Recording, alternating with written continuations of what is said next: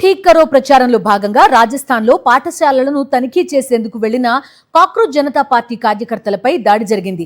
గ్రామస్తుల ముసుగులో బీజేపీ కార్యకర్తలే దాడి చేశారని సీజేపీ ఆరోపించింది. జైపూర్ జిల్లా బగ్రు నియోజకవర్గం రాంపురా కన్వర్పుర గ్రామంలో జరిగిన ఘటనపై సీజేపీ ఘాటుగా స్పందించింది. తమ కో కన్వీనర్ అశుతోష్ రంకాతో సహా పలువురు కార్యకర్తలపై దాడి చేసి వాహనాలను ధ్వంసం చేశారని ఆరోపించింది. దాడికి పాల్పడిన వారిని 24 గంటల్లో అరెస్టు చేయాలని రాజస్థాన్ పోలీసులను డిమాండ్ చేసింది. లేదంటే 24 గంటల తర్వాత రాజస్థాన్లో జంతర్ మంతర్ 2.0 ప్రారంభిస్తామని హెచ్చరించింది. స్కూల్ ఠీక్ కరో ప్రచారంలో భాగంగా జైపూర్ జిల్లా బగ్రు అసెంబ్లీ నియోజకవర్గంలోని రాంపుర కన్వర్పుర గ్రామ ప్రభుత్వ ప్రాథమిక పాఠశాలను తనిఖీ చేసేందుకు సీజేపీ కార్యకర్తలు వెళ్లారు.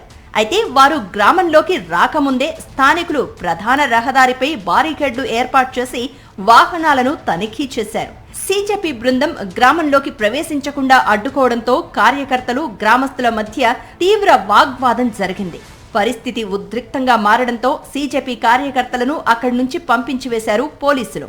ఈ ఘటనపై సీజేపీ కో కన్వీనర్ అశుతోష్ రాంకా తీవ్రంగా స్పందించారు. ప్రభుత్వ పాఠశాలల దుస్థితిని బయటకు రాకుండా చేసేందుకే విద్యాశాఖ ఆంక్షలు విధిస్తోందని ఆరోపించారు. స్కూల్ ఠీక్ కరో ప్రచారం ఆగదని అన్నారు. గ్రామీణ ప్రాంతాల్లోని పాఠశాలల్లో మౌలిక సదుపాయాలు, విద్యా ప్రమాణాలను పరిశీలిస్తూ ఉపాధ్యాయులు, విద్యార్థుల నుంచి అభిప్రాయాలను సేకరిస్తున్నామని తెలిపారు.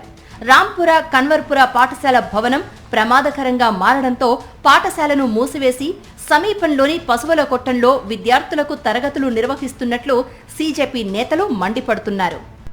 आज पूरे देश ने भाजपा की गुंडागर्दी लाइव देखी है. पुलिस को पता था वहाँ पर पत्थरबाजी पहले से हो रही थी, फिर भी पुलिस ने हाथ खड़े कर दिए. पुलिस ने बोला कि हम कुछ नहीं करेंगे, ये आपका मैटर है. ये सब कुछ मदन दिलावर के कहने पर हुआ है. हमारे वॉलेंटियर्स के हाथ तोड़े गए हैं. ट्यूब में ये लोग पत्थर निकाल कर बैठे थे. गाड़ियों के शीशे आप देख सकते हैं, गाड़ियों के शीशे फोड़े गए हैं. पत्थरबाजी हुई है. हमारी महिलाओं पे बुजुर्गों ने पत्थर मारे हैं, उनसे गुंडागर्दी की है, उनके फोन तोड़े हैं, हमारे वॉलेंटियर्स के हाथ तोड़े गए हैं. పాఠశాల మరమ్మతులకు ప్రభుత్వం ఇప్పటికే నిధులు మంజూరు చేసిందని స్థానికులు, బీజేపీ కార్యకర్తలు చెప్తున్నారు. తమ కార్యకర్తలపై దాడి చేశారని సీజేపీ కార్యకర్తలు ఆరోపించారు. తమను ఉగ్రవాదులు, నక్సల్స్ అంటూ దాడి చేశారని వారు ఆవేదన వ్యక్తం చేశారు. ఇది ఒకే దేశమని, దేశంలోని పిల్లల సమస్యలపై మాట్లాడేందుకు తాము వచ్చామని వారు తమ ఎజెండాను స్పష్టం చేశారు. మరోవైపు ఈ ఘటనపై కాంగ్రెస్ నేత సచిన్ పైలట్ స్పందించారు. ప్రజలు, యువత, విద్యార్థుల్లో ఆగ్రహం వ్యక్తమవుతోందని, దాన్ని అణచివేసేందుకు ప్రభుత్వం ప్రయత్నిస్తోందని ఆరోపించారు. శిథిలావస్థకు చేరిన పాఠశాల భవనాలపై దృష్టి పెట్టాల్సిన ప్రభుత్వం వార్తలను, ఆందోళనల్ని అణచివేసే ప్రయత్నం చేయడం సరికాదని సచిన్ పైలట్ విమర్శించారు. ప్రజాస్వామ్యం, పత్రికా స్వేచ్ఛను దెబ్బతీసేలా ప్రభుత్వ వైఖరి ఉందని ఆరోపించారు. మరిన్ని అప్డేట్స్ కోసం ఛానల్ ను సబ్స్క్రైబ్ చేయండి. నోటిఫికేషన్స్ కోసం బెల్ ఐకాన్ పై క్లిక్ చేయండి.